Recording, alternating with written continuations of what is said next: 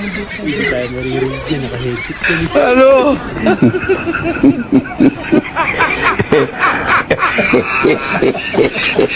Wala ka ano?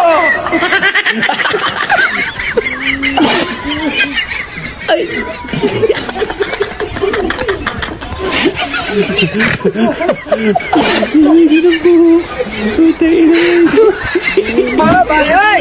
Ay!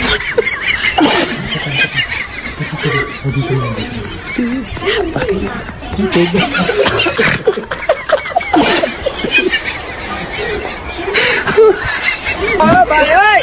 Ay! Ano?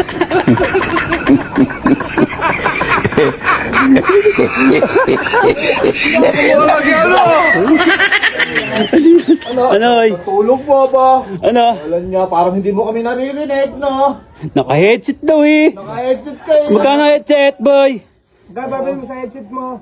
Hindi nga narinig pala, naka-headset eh. Puta ka!